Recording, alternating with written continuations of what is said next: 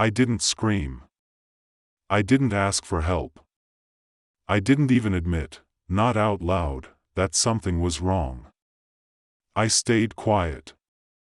And while I did, my life slowly collapsed in ways no one noticed. That's the most dangerous kind of breakdown, the kind that looks like composure from the outside. The kind people admire. The kind that earns comments like, "You're handling this so well."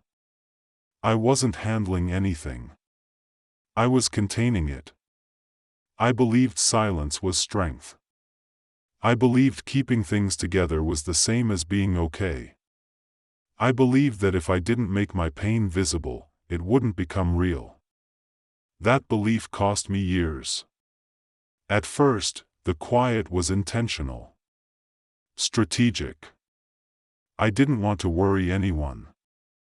I didn't want to be dramatic. I didn't want to burden people with problems I thought I should be able to manage myself.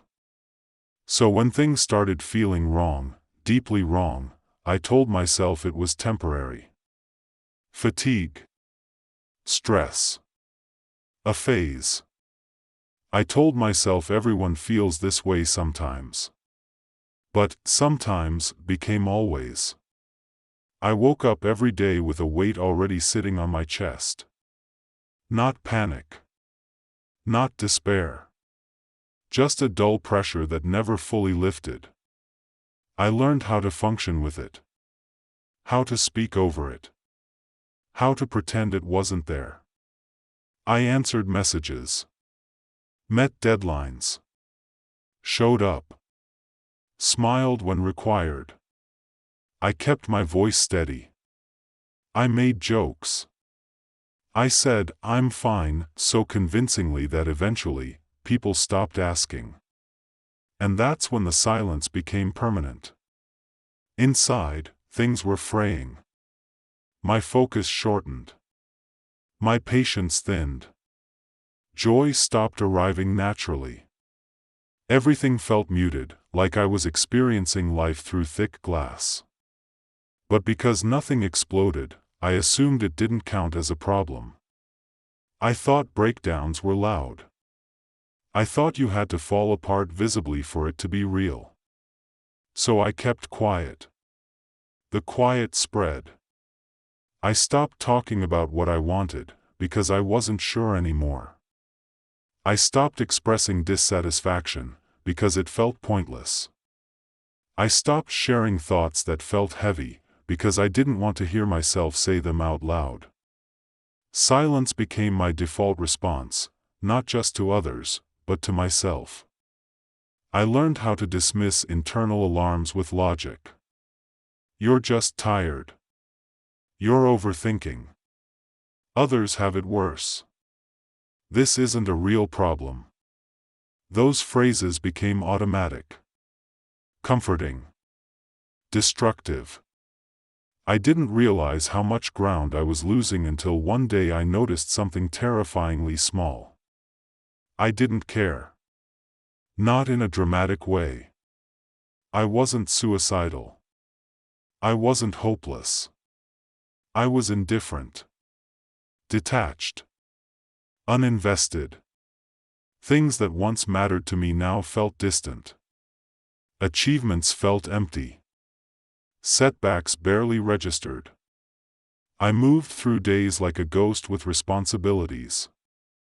And still, I stayed quiet. People praised my calm. My resilience. My ability to keep it together.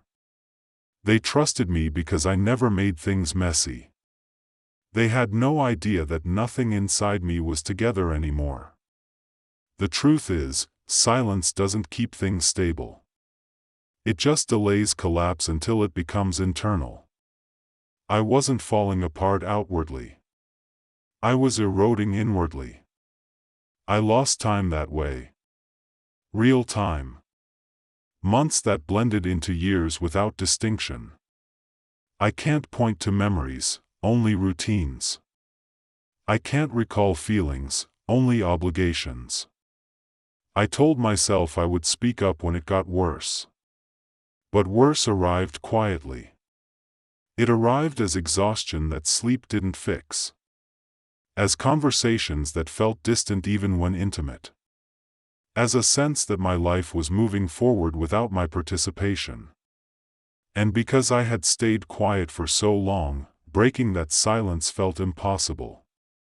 How do you suddenly say, "I'm not okay," after years of saying the opposite?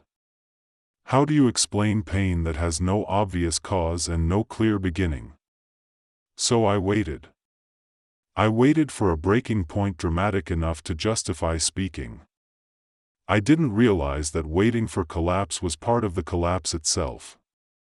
By the time I finally admitted, even to myself, that my life was falling apart, the damage wasn't loud. It was structural. And I was standing inside it, alone, wondering when exactly I had decided that silence was safer than survival.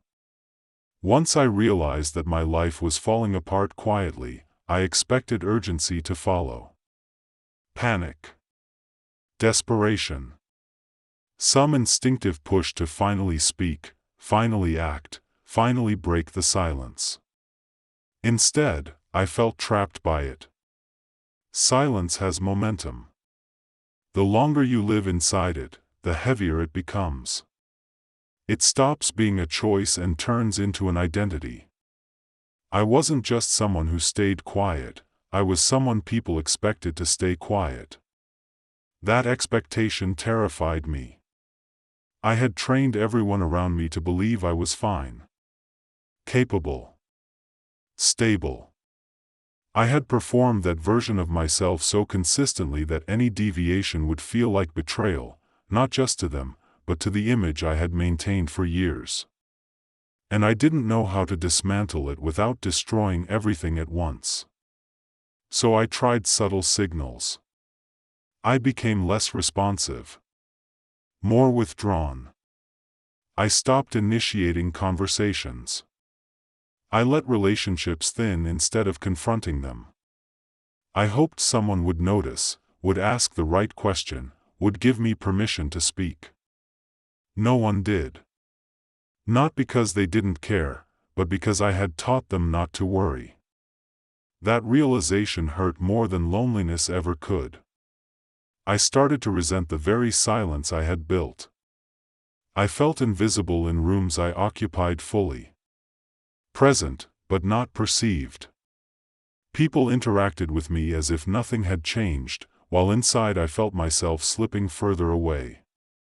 I began to understand something deeply uncomfortable. Silence protects others from discomfort, but it isolates you completely.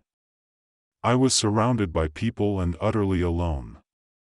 The internal collapse accelerated. I struggled to concentrate. My thoughts circled endlessly around the same questions with no resolution. Sleep became fragmented. Rest felt impossible because rest required safety, and I didn't feel safe inside my own mind anymore.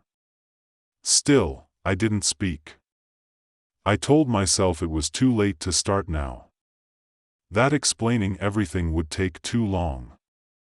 That no one would understand how bad it had become without a clear reason. How do you explain erosion? How do you say, nothing happened, and that's the problem? I waited for something external to justify my pain.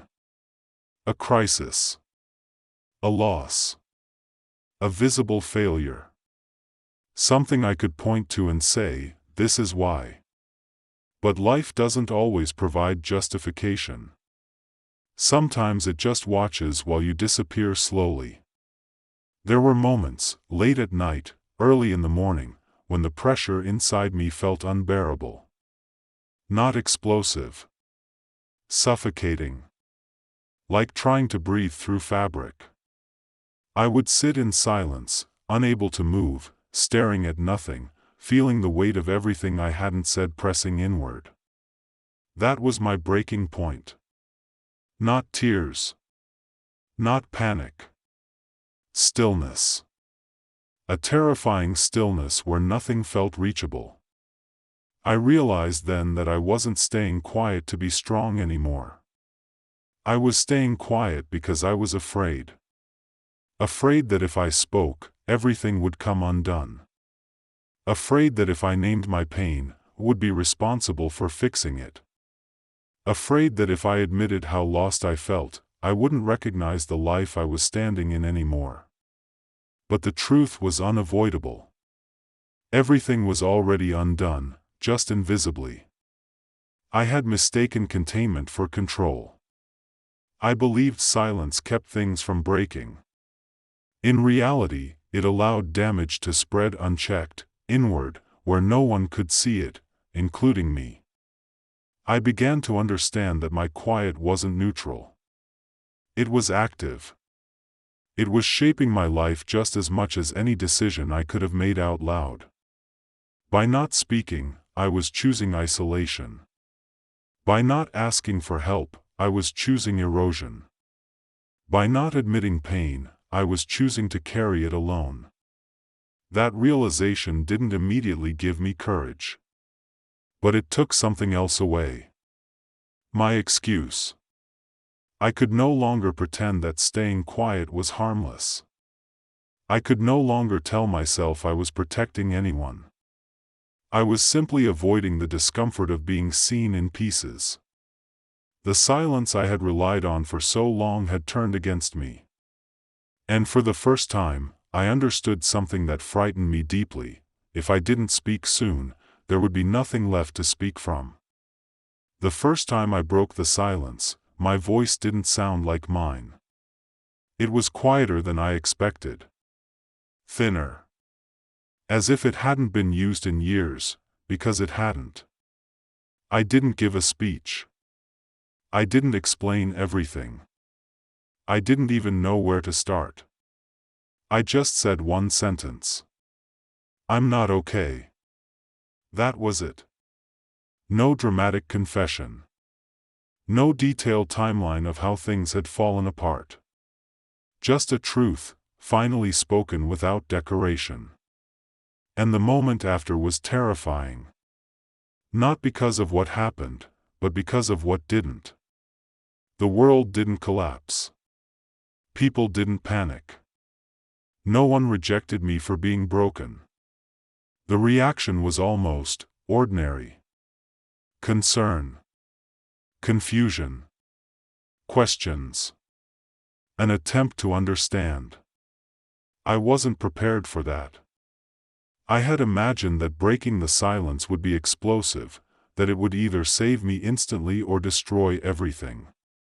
But instead, it did something far more unsettling. It made everything visible. Once the silence was gone, I couldn't hide behind it anymore. I couldn't minimize my pain. I couldn't dismiss my exhaustion as nothing. I had to face the reality that I had been surviving, not living, and that survival had a cost. The days that followed were uncomfortable. Raw. Uneven. I struggled to explain what was wrong because there was no simple explanation. No single event. No clear beginning. Just a slow accumulation of unspoken weight. Some people tried to help and didn't know how. Some listened and felt helpless. Some drifted away, unsure of where they fit now that I wasn't the quiet one anymore. That hurt. But it hurt differently than silence had. This pain had edges. Shape. Meaning. I began to understand that staying quiet hadn't spared me suffering, it had just ensured I suffered alone.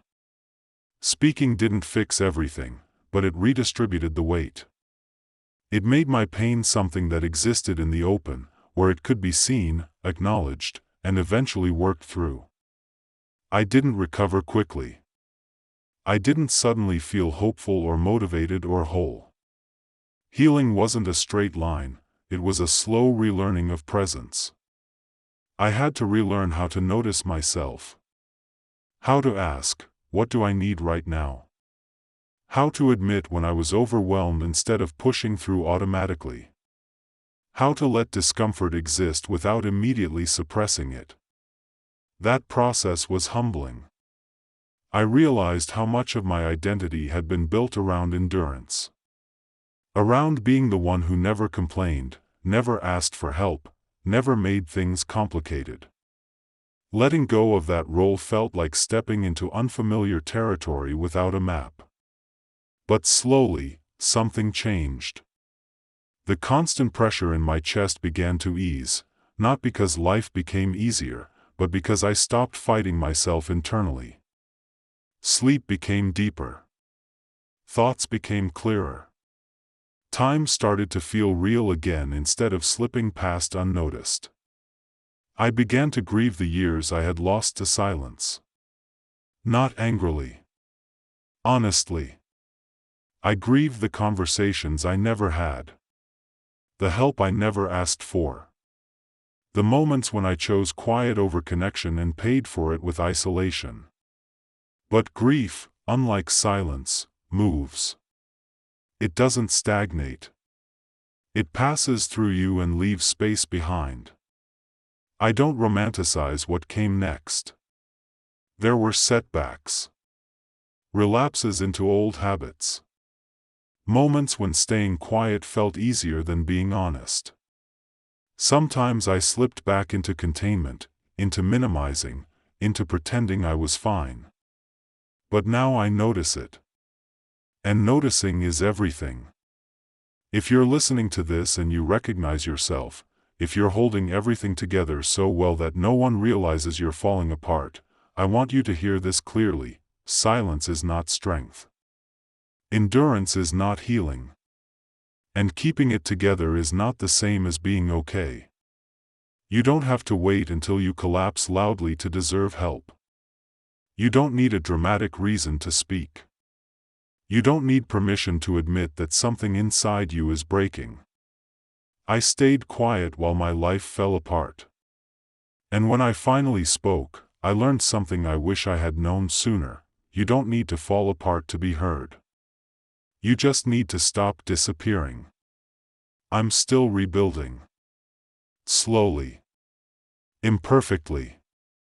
But now, my life is happening with me inside it, not silently without me.